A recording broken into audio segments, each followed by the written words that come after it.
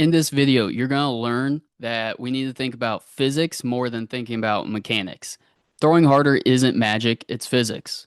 And most pitchers are leaking velocity because they don't know how to create force, transfer it, and apply it through the baseball. Today, I'm breaking down the physics of pitching, ground force, momentum, sequencing, lead leg block, spin, command, and why all of it matters if you want to throw harder for strikes while staying healthy. Pitching is not just arm speed, it really is just energy transfer. From the ground, feet, legs, hips, trunk, scap, shoulder, arm, hand, baseball. The arm is the last piece. It should be the whip, not the engine. The goal is to create force, transfer it up the chain, and release it efficiently into the baseball. Bad pitchers, meaning people that throw slower than probably 95, honestly. Bad pitchers usually leak energy somewhere. Common leaks include poor back leg drive, collapsing into the front leg, early trunk rotation, poor lead leg block, poor hip to shoulder separation, which hip to shoulder separation is such a vague term, arm dragging behind, cutting the ball, poor direction towards the plate, and no ability to accept force at foot strike. Velocity is not just moving faster. Velocity is how much energy you can create and transfer into the ball without leaking it. Let's go over the first physics term. Force is the starting point of velocity. Force is basically a push or pull. In pitching, force comes from pushing into the ground, accepting force into the lead leg, rotating the hips and trunk, accelerating the arm, applying force into the ball at release. The basic idea really is just more usable force equals more potential velocity. But usable force matters. A guy can be strong in the weight room, but not throw hard because he cannot apply force quickly or in the right sequence. That's why pitching is not just strength. It is speed plus speed, it is strength plus speed plus timing plus direction plus mobility plus skill. And we just have to get in a position to help us get to be able to use the most force as possible to create into more potential velocity. Let's look at this video. Actually, we'll do that once we get to momentum. Let's go into the next one, ground reaction force. When your back leg pushes into the ground pushes back into you. That's ground reaction force. This matters because the pitcher is using the ground to create momentum towards the plate. A good back leg is not just pushing hard, it should help the pitcher move down the mound, stay connected, keep timing, create hip rotation, avoid drifting with no intent, avoid jumping or spinning off. Bad force into the ground can create lots of bad movement. If a pitcher pushes too rotationally, he'll spin open. If he pushes too vertically, he'll come up. He won't really use his lead leg at all. If he pushes too weakly, he may drift and lose explosiveness. A bunch of stuff. The best pitchers create force into the ground in a way that moves them towards the target and sets up rotation later.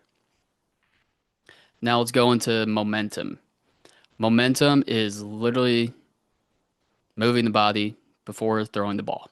Momentum is mass times velocity. The formula is P equals mv, or mass times velocity equals momentum.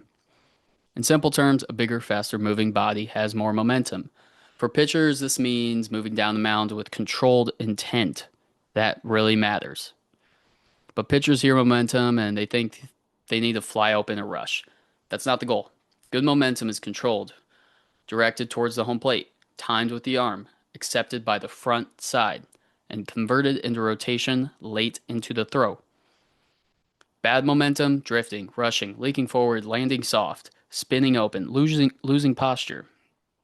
A pitcher should not just move fast, he should move fast into a position where he can still rotate and deliver the baseball. Now let's look at this video that really will open your eyes at how we create momentum, and it perfectly makes sense once you will see the video. All right, let's watch this video. This is called, what's the name of this? It's a very long word. It's a very long word.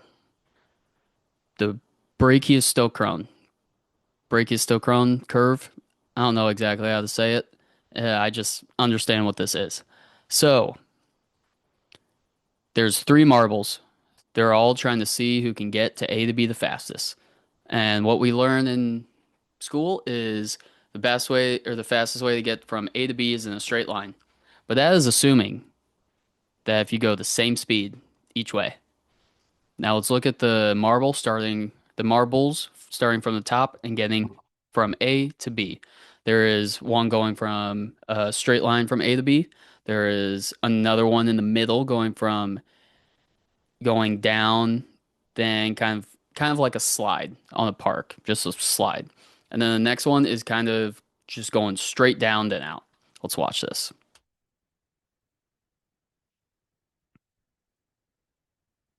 Let's watch that again. Hmm. When I first saw that, I was kind of mesmerized. Like, oh, that makes sense. A ball's going down. It's accelerating because gravity, of course. And once it goes down, it's accelerating, accelerating, accelerating almost up until the last 10, 20%. No, probably like 5 to 10% of the whole route. It's accelerating the whole entire time. And if you compare it to the one going from straight A to B, there's not really acceleration as much.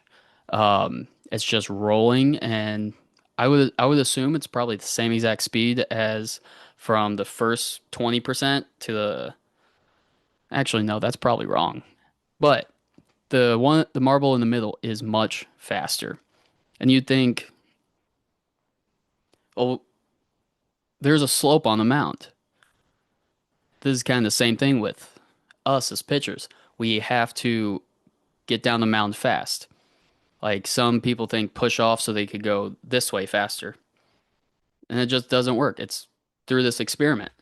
Let's watch it one more time.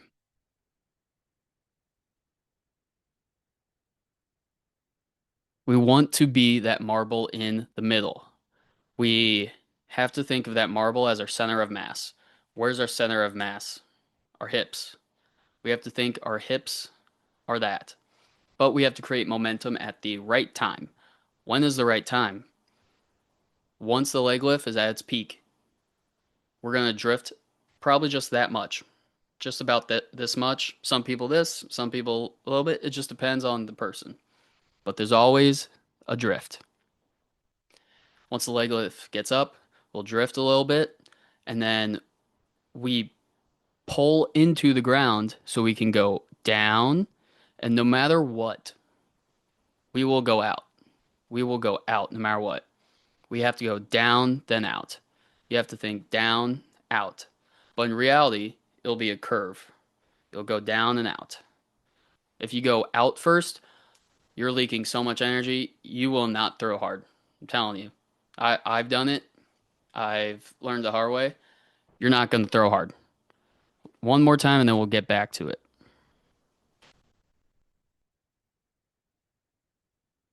We have to think that is our center of mass. We have to go down then out. Now let's get into the lead leg block. Braking legit creates speed. This is one of the basic, biggest physics like concepts in pitching. The body moves forward, then the front leg has to accept the forward energy and convert it into rotation. Think of a whip. When I've never used a whip, you could think of like if you ever gotten a towel, like twirled it, and you like hit your brother or whoever, you'll twirl the towel, you'll do that, and you have to pull back or stop forward energy, forward momentum, in order for the end to accelerate and make a cracking sound. Like that's how you do it. If you've never done it, get a towel right now and twirl it around. Try to do that. Just pull it back right when you want to hit someone. The whip is you want to think of your arm as a whip. The handle stops and the end accelerates. In pitching, the front leg firms up, the pelvis trunk rotates faster, arm hand accelerates. If the lead leg keeps drifting or collapsing, energy leaks forward instead of transferring up the chain. That can cause lower velocity, late arm, poor command, arm stress, inconsistent release, and poor trunk rotation timing. That's basically muscling it up. And you don't want to muscle up when you pitch. A good lead leg block does not mean that the leg has to be perfectly straight at landing. So many pitchers in the major leagues, if you watch, some get super straight, some get a insane bend in their knee, but it's all about not letting the knee go forward. It all needs to stay in one spot or it goes backwards. Let's look at a video of Jacob Mizorowski, and we'll show you how he uses momentum and his crazy lead leg block. This is a slow-mo video of Jacob Mizorowski. Let's look at it. Peak leg lift right there. And did you see the drift right here? Let's restart it. There's the hips going forward just a bit. Peak leg lift. And then think of the marble going down, then out. And then look at this knee right here. Look at that front knee. It doesn't go forward at all. Doesn't go forward. He does not leak any energy as he throws consistently on average 100 in 100 mile per hour fastballs on average in game as a starter. It shows because his mechanics is very, very good. And he's not the heaviest guy at all. I don't know how tall he is, but he's probably 180 at most, 190. Let's watch it again.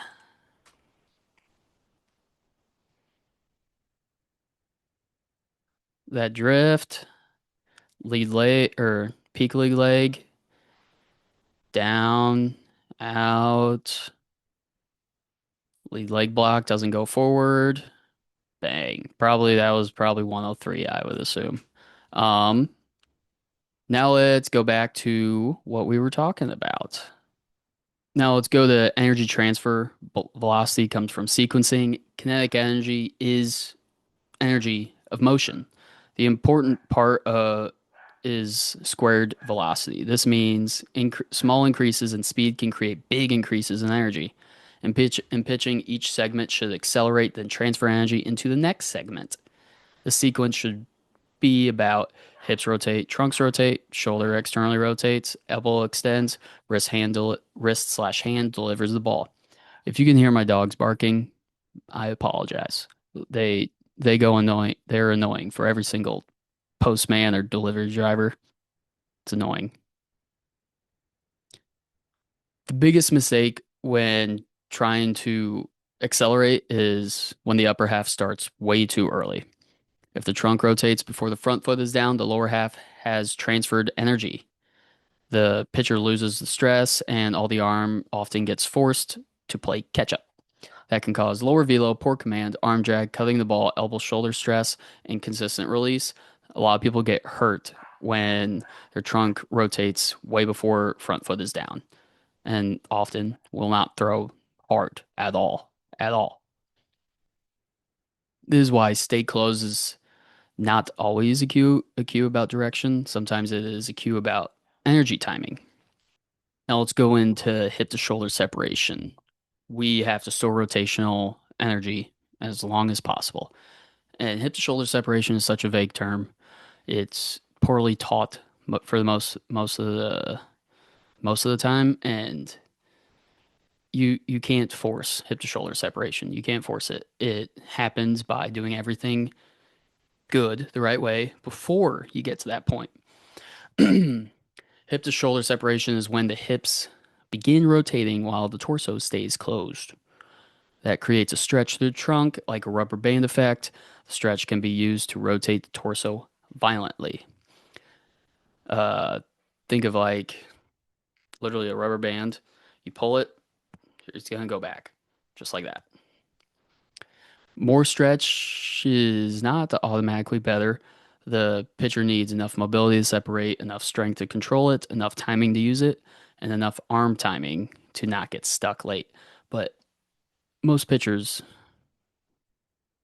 they're they're not the same people. They don't move the same. Some are very tight, some are very hypermobile, which is like super flexible where their knees can when they touch their toes, their hands can touch the ground and their knees hyperextend, all that stuff. Bad separation can happen when the hips open too early, the shoulders open too early, the pitcher has poor trunk control, the front leg does not block, the arm is late, the pelvis rotates, but the torso never catches up efficiently. Great throwers do not just create separation, they create it at the right time, then unload it efficiently. Now let's look at rotation part of pitching. The hips rotate, trunks rotate, the shoulder internally rotates, forearm pronates, the ball spins. Everything rotates. Rotational speed matters because the hand is far away from the body. A small increase in trunk rotational speed can create a big increase in hand speed because the arm acts as a long lever, a very long lever. But rotating early is not the same as rotating fast. Pitcher can open early and still rotate poorly. You want good direction in the landing. Pelvis rotates first, trunk delays just a little bit. Trunk rotates faster after front foot strike. Arm is on time. Release happens out front. That's like you'll see a lot of pitchers throw. Like if you've seen a video of Yordano Ventura, he pitched in like the mid to early 2010s. Uh, when he would throw, his arm would like whip back violently because he was insanely good at rotation. He was probably about 5'10", 170 pounds. He wasn't a big guy at all. Early rotation usually makes the pitcher feel fast, but actually robs them of energy. I've felt this a lot because I would always feel like I'm rotating fast, but the velo's the same. Now let's talk about torque. Torque. Let's talk about torque. Rotation caused by force. Torque is rotational force. In pitching, torque shows up when the force causes a segment to rotate. Examples like back leg force helps rotate the pelvis, lead leg block helps rotate the trunk, trunk rotation helps accelerate the throwing arm, shoulder internal rotation helps accelerate the hand, and fingers apply torque to the ball to create spin. Torque is not always good or bad. You need torque to throw hard. The issue is where the torque is being observed, or not observed, absorbed. What's good, hips, trunk, and legs handle more of the load. What's bad is the elbow and shoulder take too much of the load because of body leaking energy, and that leads to injuries. The reason why so many kids get hurt nowadays, like kids, like people like myself, when I got TJ at 16, I would open early. Like I would throw strikes. I would open early, but I wouldn't throw hard. And I didn't take care of my arm. Arm care wasn't a thing in 2015, whenever that was. This is why mechanics and strength training matters for arm health. The goal is to not remove stress. Throwing hard is stressful. That's why we need time off. It's not like shooting a basketball. You can't be like Kobe and go practice 4 times a day in the off season and shoot 1,000, 2,000 shots. You can't do that. The goal is distribute stress better. Now let's go on to the next one. The arm is a whip, not a cannon. Oh, I'm about to sneeze. Whip works better because energy moves from a bigger segment to a smaller segment. In pitching, the body is big, trunk is smaller, arm is smaller, forearm and hand are smaller, baseball tiny. Each segment can move the ball faster than the previous one if the sequence is right. That's why forcing the arm to move fast rarely works by itself. The arm needs everything before it, like good timing, good layback, good scat movement, good trunk rotation, good lead leg block, good hand path, good release position. I could go on. I'm still about to sneeze. Trying to throw with your arm faster often creates tension, cuts velocity, which means cutting the ball, and increases arm strength. With arm slot and release, direction of force also matters. The ball can only go where force is applied. At release, the hand and fingers apply force into the ball. If the hand is behind the ball well, the force is more efficiently directed towards the target. Like like if it's directly behind it. There's a lot of MLB pitchers who cut the ball, but it still works. Like it's not so much like this where there's a lot of kids that throw like this instead of back like that, where the middle of the ball, straight backspin. Most people are most baseball players or people in general, they will throw and they'll kind of be supinators, but then they'll pronate once they release. Then there's pronators, which is about 30% of throwers. They will throw the ball and they'll already be pronating before release, if that makes sense. Like some people who are good at pronation or are pronated throwers, Devin Williams, anyone that has a really good four seam that rides very well, anyone who can't really throw sinkers very well, people that cut the ball usually have good cutters, good sinkers, good sliders, curveballs. Um, but probably you that's watching this, you're probably a supinator. If not, you're the 30%, and that's completely fine. You could still pitch well. If the pitcher cuts around the ball, force gets applied sideways. That can cause glove side misses, lower carry, which is why most pitchers or most throwers that cut the ball, they throw two seam sinkers because the ball just dies. It dies. It drops. So it wouldn't make sense to throw a four seam that's kind of just a bad sinker. And it also has less efficient spin, poor fastball shape.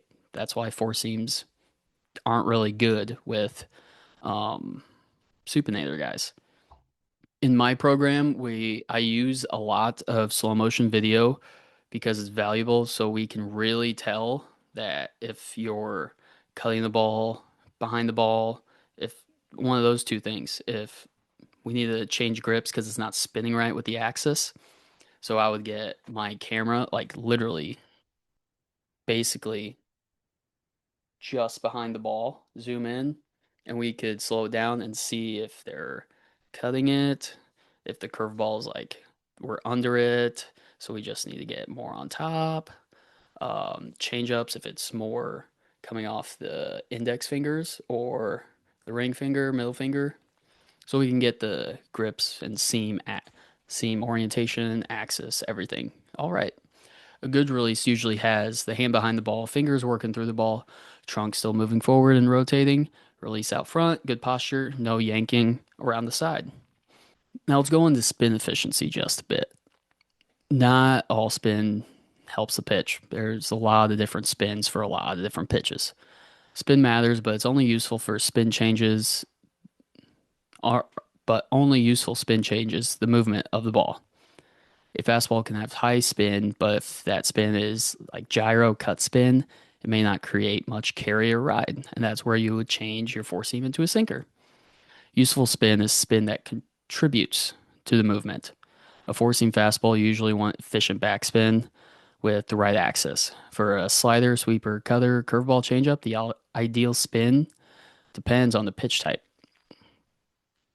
Simpler version, spin rate tells you how much it spins. Spin axis and spin efficiency tell you what the spin actually does. That's why so many organizations, colleges, even high schools, for some reason, and facilities use TrackMans, Rapsodos. If you have Hawkeye, congrats to you. That's why a pitcher can throw a high spin fastball that gets crushed if the spin is not creating useful movement. That's why a lot of pitchers are just throwing pitches that are not meant for them, if that makes sense.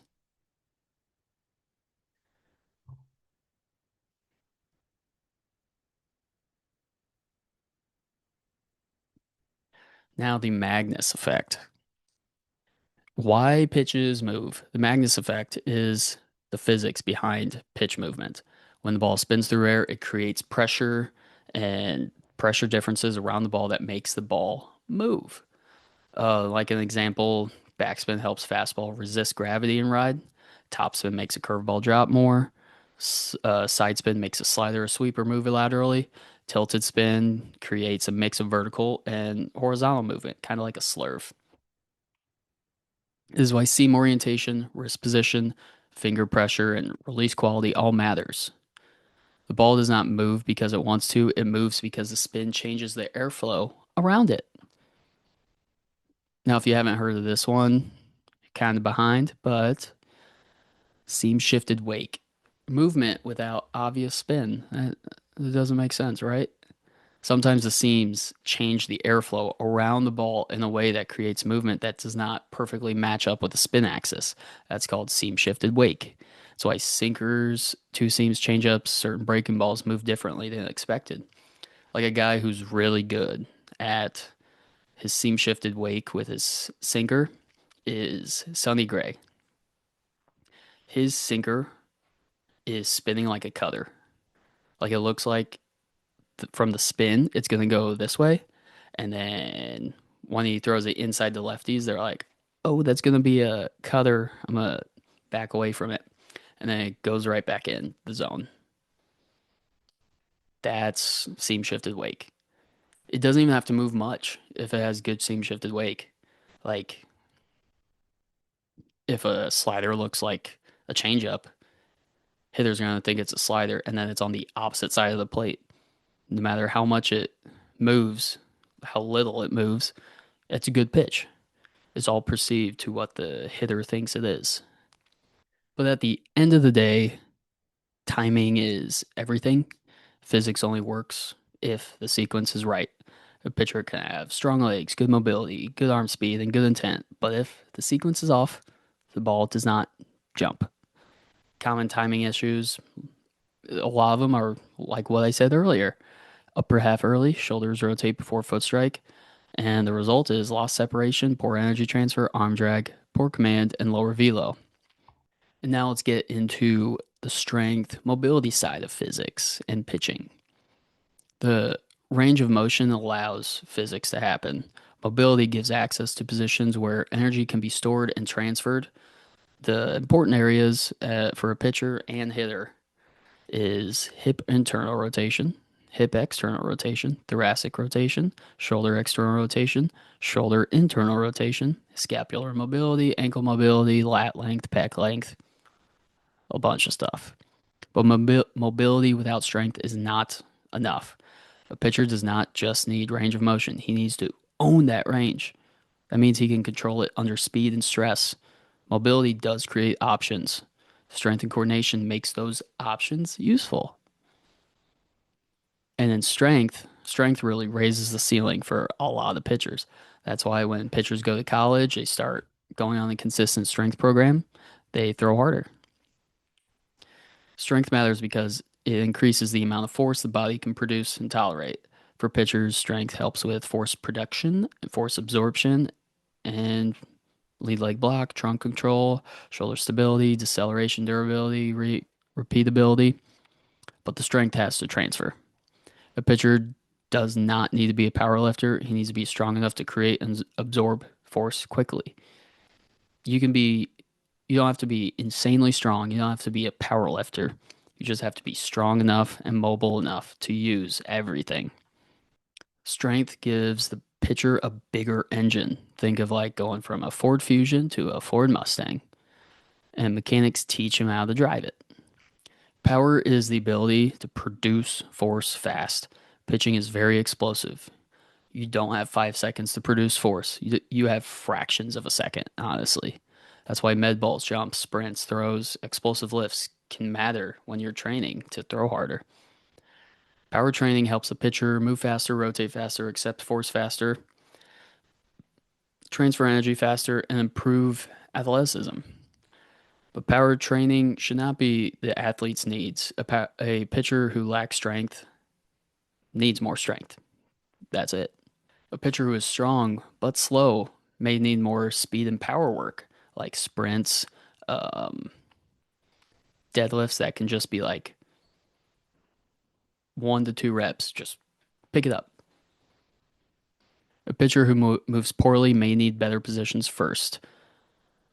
When we go into deceleration, the body has to brake after release, the lead leg block. Throwing harder is not only acceleration. After release, the arm has to slow down safely. It requires posterior shoulder strength, scap control, trunk control, hip control, lead leg stability, uh, and tissue capacity. It's a bunch of jumbo words that you don't need to know, but if you're in my position, I need to know this. A lot of arm pain happens because the body cannot tolerate the braking forces. The harder you throw, the better your brakes need to be. This is why arm care is not just band work. Arm care should help the athlete handle the stress of throwing. It's not just bands, it's not just doing A's or T's, Y's, whatever. Command is command's also physics too. It's not just mental, it's repeatable physics.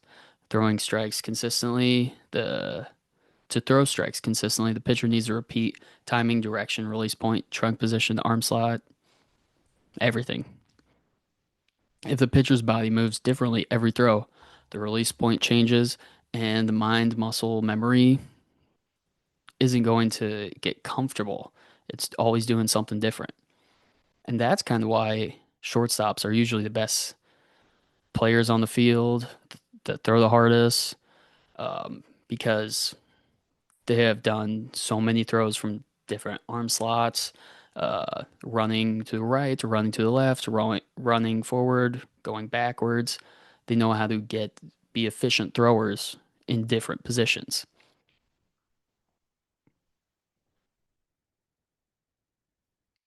The best development is when velocity, command, and health are trained together. It's it's how you become a good pitcher. It's how you consistently do it year after year after year and be good. And those pitchers that are good year after year after year go to D1s, get drafted, do pretty good, make it to the MLB All-Star Hall of Fame because they are consistent. Now let's go into like drills and why they work. Like, why do certain drills work for some people? Why do certain drills not work for you? Why do they work for you? All that stuff. A drills are like constraints. A drill should force the athlete to feel or solve a specific movement problem. Like, let's say step behind throws, they help create momentum and rhythm. Good for athletes are who are too static or cannot move explosively. Roll-ins, they help blend a movement down the mound with throwing timing. Good for rhythm, direction, energy transfer. Uh, Med ball throws, they train rotational force sequencing and power. Water bag drills challenge stability, timing, force control because the water moves unpredictably. But the drill is only useful if it transfers to the mound, obviously. A pitcher can look good in drills, still throw poorly if the drill does not connect to the actual delivery. But the question is like, what is the problem or what problem is this drill solving? That's there. You have to do drills. Like, you need to know you shouldn't be doing drills that you have no clue what it's doing. And as a coach, I need to evaluate pitchers. Can he create force? Can he move force in the right direction? Can he accept force? Can he transfer force? Can he deliver force into the ball? Can he repeat it? And a lot of the times, if you can't create force, get stronger, get faster. If you can't accept force, get stronger, get faster. Can he transfer force? That's skill work.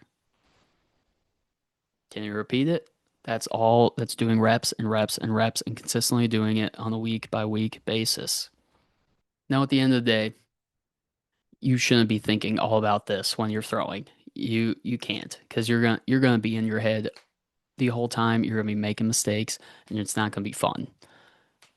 But that's where a coach comes into play, where he can think about that stuff, not you. And I think the best way to get better at something is get a coach, whether it's if you need to get better at you need better grades, get a tutor. If you need to get better at baseball, get a coach. If you need to get better at business, get a consultant. All that stuff. Now let's go over what we talked about, just a little summary. Pitching is force creation plus momentum plus force absorption, rotation, energy transfer, release efficiency, and deceleration. Velocity comes from creating and transferring energy. Command comes from repeating the delivery and release. Movement comes from spin, seam orientation, velocity, airflow. Health comes from distributing stress across the whole body instead of dumping it into the elbow, shoulder, the whole entire arm. The best pitchers do not just throw hard. They move well, sequence well, block well, rotate fast, release clean, spin the ball intentionally, decelerate safely, repeat their delivery, throw hard in the strike zone. That is the physics of pitching. So if you like this video, subscribe. It lets me know if you guys like this video and if I should do more of them. And see you on the next one.